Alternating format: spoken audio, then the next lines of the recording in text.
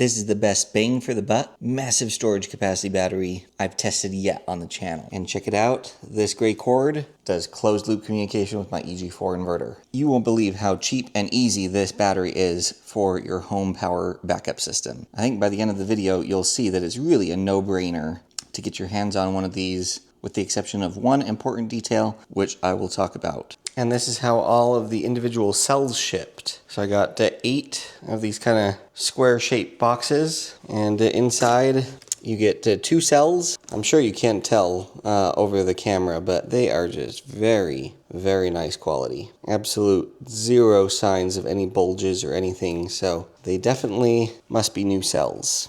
And there they are, all 16 glorious cells. Next, I'm going to take this meter and just check the voltage on all of these and make sure that they're really close to the same. And more in particular, just make sure that all of them are reading voltage. Sure I didn't get any cells dead on arrival. Let's unbox the big box. So we got some documentation. And here's what was inside. But on the front here, some really nice terminals. This is for the screen. Got communication ports. And the biggest breaker you've ever seen. Oh, that's looking good. We've got a bunch of insulating material here. We've got these 2 boxes. In this small box right here, we have the display. And then this last box right here, we've got all kinds of additional goodies. Looks like terminal covers here, magnetic vent covers it looks like. Fire extinguisher, flexible copper bus bars, an absolute boatload of screws, what appears to be a Cat 5 cable, and a tiny little red power cable. Got a whole bunch of what appears to be balance leads, which I don't think we're going to use due to the PCB balance leads, which are far superior. Got a little wiring terminal, and then a number of cable ties. Let me just show you quickly inside the business end of this. Just take this panel off. You can see the cables they're using are these very flexible yet thick, almost bus bar type cables. It's pretty cool. You can check out the size of that breaker. That is just massive. And then the cables come up to these nice thick pieces of metal that the terminals then connect up to. This is for your on-off switch. These are your communication ports. And then back here, covered up really nicely with this nice black cover, is a JK BMS. Okay, next step, I'm just gonna mark which side is positive and which side is negative, because these battery cells do not have any super clear markings on what is what. And to determine that is pretty easy. Just to get a voltmeter, set it to DC, and then simply just probe. And can you see right there, it says negative 3.27. So that means I have it reversed. So if I put my positive lead on the other one and the negative lead on the other side, you'll see now that we're just 3.27. So that means that this terminal that my red probe is on is my positive. I'm just going to come with a white marker and write positive right there and do a negative. Okay, we got all of our polarity marks on all of the batteries. And then to start assembling this, we're going to have to take off these PCB boards right here. And my understanding is they do need to be on their respective sides. We've got board A and board B. And notice this has a black connector and this has a white connector. So for those of you that aren't filming this whole process to refer back to, I would recommend just snapping a picture of that so that you can put everything back properly.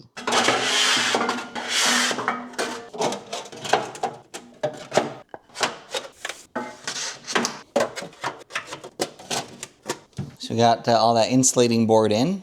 Now comes the fun part, inserting the cells. So the kit comes with this stack of foam, and you can see on one side it's just kind of foamy, and then on the other side there's actually a little sticky thing that you peel off, and it will stick to the batteries. That will kind of provide spacing between each cell and ensure that they fit snugly and well inside the case. And then in the manual, there's a very clear picture of the orientation. It's probably going to be a little hard to see, but those little white circles say negative, and then the little black circles with the red in it are positive. So this shows you exactly how to orient the battery cells in the case as you insert it. And we're going to start from the back and go to the front of the battery. So using this as a guide, we need positive on the left, negative on the right, and then we will alternate every other one. This you've got to get right. So take the time, look carefully, don't be in a rush, and ensure that you're putting the cells in the correct orientation. So can you see how I put that foam on this cell? And on this last cell, we need protection on this side as well as against that cell. So they send you enough of this foam to put it on both sides of the last cell. Fits like a glove. Okay, all finished. Now before I start connecting all the cells together, in the manual here it says to just check the wiring going into the BMS. The bundles of wires labeled 1, 2, 3, and 4 should all be in sequence. So if you see here, there's a 1, there's a 2, there's a 3. It's a little challenging to see, but it does say 4, so that is correct. Okay, next I'm going to take these PCBs and I'm going to turn them over because there's some more foam stuff, and if you notice, it's going to line up. Turn it this way so you can see. It's going to go on the bottom of this just perfectly. Once again, ensure that you're putting the B PCB on the correct side. If you're looking at it from the front, it goes on the left. All right, next we're going to wire up these flexible bus bars. This right here is going to be our main positive. You can see that wire headed to the BMS right here, and then this right over here, you can see my negative mark. It's going to be my main negative. And again, there's a picture in the manual showing where these bus bars go, but we're going to put one here, one here, one here, etc., connecting all of these. There's a big fat chubby bus bar that is going to go down here at the end and connect the 2 rows of batteries together. I'm going to save that until the very end because prior to that, once I get everything hooked up, this will only be a 24-volt battery. It won't be a full 48. It'll make it a lot safer. Coming off these PCBs, there is a positive wire for every cell. That way it can keep it balanced. And then there's a main negative one at the end of the B bus bar. And then there's another main negative on the end of the A PCB board here. So we need to be sure and get those bolted down. There are 2 of these little wires here. These are temperature sensors. There's 2 coming off of each PCB. Those are just going to sense the temperature of the battery pack, and we can just bolt that down to any negative terminal as we go. So we're going to start with this bus bar right here. I'm simply just setting it there and aligning the holes for the bolts. And then I'm just going to carefully start this by hand so that I can feel and make sure that it's not getting cross-threaded or anything. And then I'm going to continue with a screwdriver, and I'm not going to cinch it down very tight. Notice that we have a red balance lead coming off the PCB right here. It needs to connect to the positive right here. So I'm going to go ahead and thread that ring terminal through this bolt right here, and we'll just put it on right down here. I'm going to come back through and torque everything later. All right, so this next one, it's got a temperature sensor as well as a balance lead. So we're just going to be sure and include both of those in our connections here. And that's how you deal with the temperature sensors and the balance leads.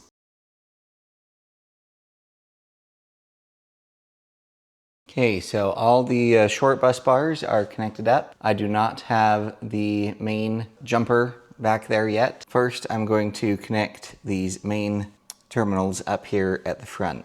So we've got 2 connections to make on the positive here. You gotta do this balance lead that I'm connecting right now. And then in addition to that, we've got the main positive to power the BMS. And just like that, we've got the positive done. And next we've got the main negative. And don't forget the negative balance lead. Okay, everything should be connected now with the exception of that back bus bar. And what I'm going to do is just make sure that I've hooked everything up correctly. So I'm just going to take my multimeter. I'm going to probe from main positive to main negative, 26.22 volts. That's correct. Main positive to main negative over here, 26.24 volts. So that is correct. Okay, we're going to go ahead and place this last bus bar here, just like that. Just carefully attach the last screws and the final balance leads as well.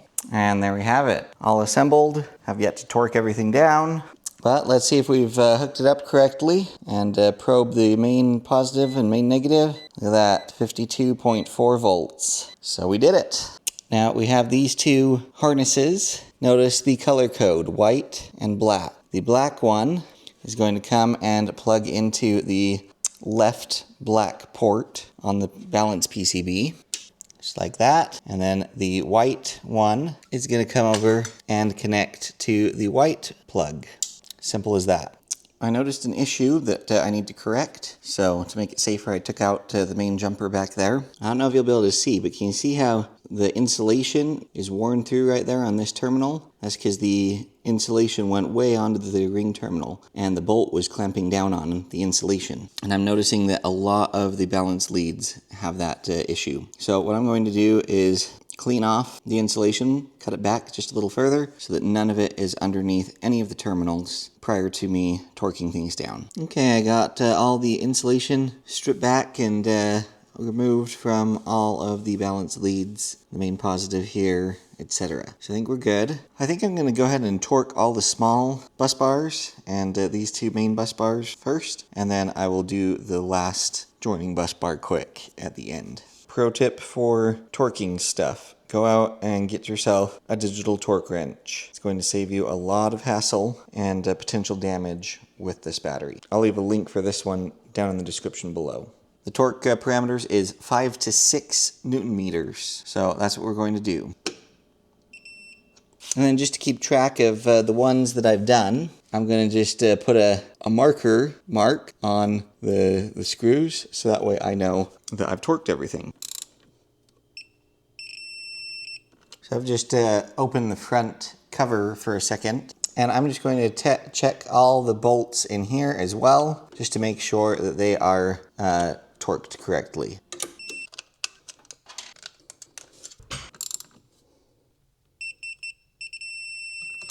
Okay, all done. Looking pretty darn good. All right, next we're going to install this fire extinguisher. There are two little bolts embedded in the case right here and right down here. So these little wings on the fire extinguisher go over that. And then wrapped up with the fire extinguisher cable are these nuts that you can use to secure it. And then we will route this across the pack. Okay, so we've got the fire extinguisher installed. I might recommend you actually do this as the first step before you put the cells in, because it was a little challenging to install with the cells in the way. And you can see I've routed its little black hose all the way around. I guess I think it's like a temperature sensing thing so that anything that gets to a certain temperature along there can trigger the fire extinguisher. But we got pretty good coverage. It starts right here and it goes all the way back, loops around, and back to the fire extinguisher. Okay, next step we need to install this screen. However, I am not sure what direction up is. I don't know if it goes like this, or if it goes like this. What I'm going to do is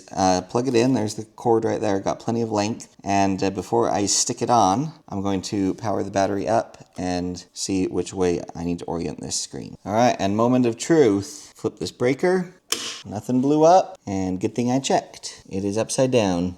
So pro tip, the plug that the screen thing goes into goes on the right-hand side when you insert it, and it will be right side up. And then there's just some adhesive stuff on this screen. And there it is. Pull this off. It has a really sharp look. I love how it just fits flush into the face of the battery. That's very custom and nice. So go ahead and turn it back on.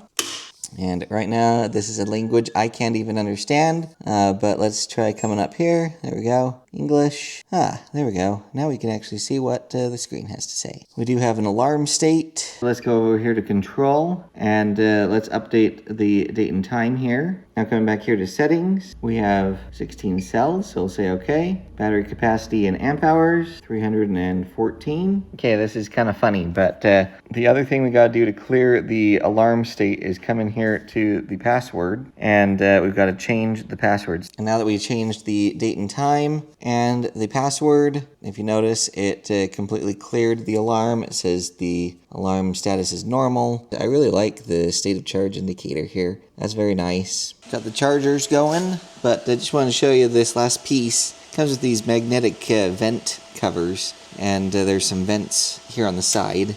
You can just put those over that. I would love if they shipped out some grommets for these large holes. That's so that if you want to stick another battery on top of this one, you can do so very easily. But for people like myself that just has one, it would be really nice if there were some grommet covers just to keep junk and stuff from falling in those holes. And then it also comes with these very nice terminal covers. As far as additional setting configurations here in the app, Balance trigger voltage, 10 millivolts. That sounds good to me.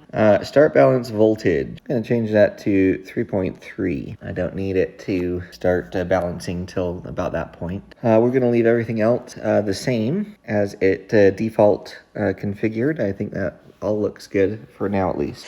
This looks totally epic, you guys. Got power station, extra battery, power station, power station, power station, extra battery, power station, power station.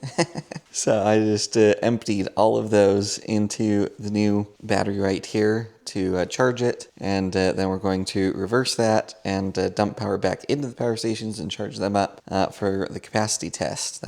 I got the battery fully charged. You can see it's 100% state of charge. We went all the way to an alarm status. It went off on high voltage protection, which is what it's supposed to do, and stop the charging from happening. And then I've let it sit for 12 plus hours because it was doing some cell balancing and different things with the active balancer, and it's finally stopped that now. So I think we can go ahead and do a capacity test. We'll be using the Victron Smart Shunt that's sitting right here for this. And it's a little ghetto right now because I've got a gazillion little projects all happening right here at my tower of power. And we're just going to run power through the 12,000 XP, and it powers this breaker panel. Got a series of outlets right there, and we're just going to pull some power and dump it all back into these power stations.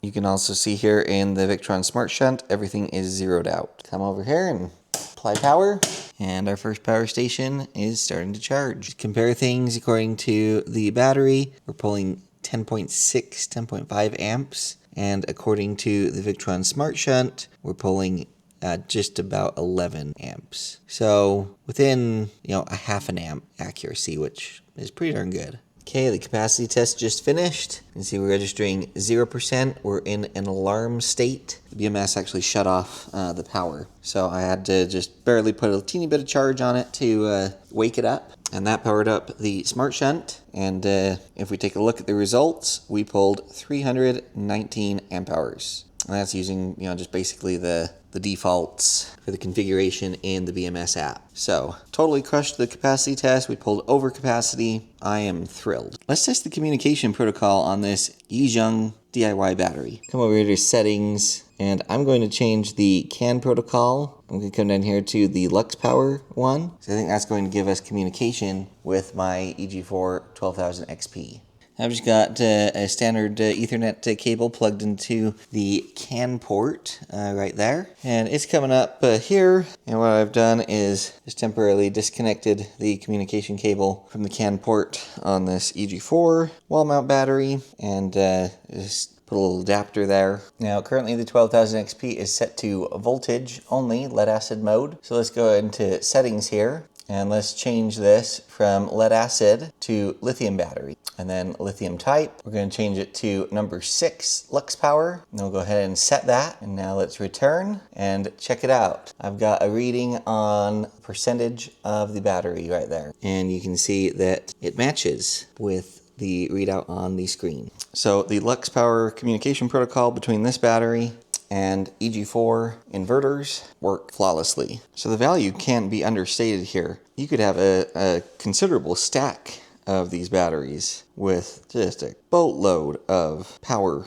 and it will all communicate closed loop communications with something like this 12000 XP. It really doesn't get any better than this, especially considering the price. I'll have a link down in the description so you can check it out. At the time of making this video, you can get this battery shipped to your door for $1,929. It's a no-brainer. Everyone at that price point should have one of these. Truly. Get one of these. You don't necessarily need, a giant inverter like this 12000 XP, but just like the 6000 XP paired with that would easily provide the power needed for the average power outage that we deal with here. It's hands down the cheapest, yet probably most feature-rich battery I've ever tested on the channel. And you get the incredible grade A EVE cells, and you know exactly what's inside of it, because, you assemble it. You get the awesome overcurrent protection breaker there, a very programmable BMS, and it is a giant battery. But really, if you look, and I've got a variety of different batteries here, the footprint is really not that bad, especially considering that that's the only square footage that it would really need to take up, because then from here on out, we could go vertically,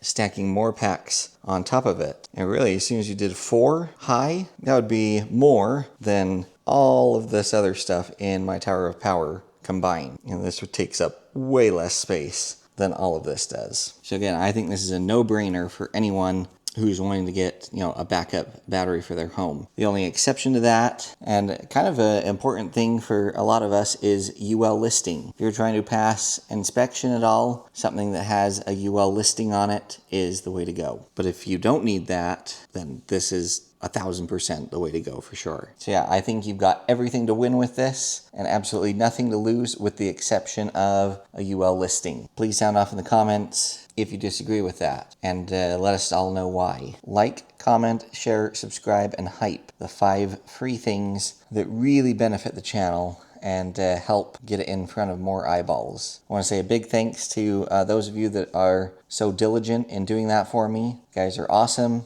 I hope the rest of you will consider supporting the channel in that same way. We've always got more great stuff coming, and we'll catch y'all next time.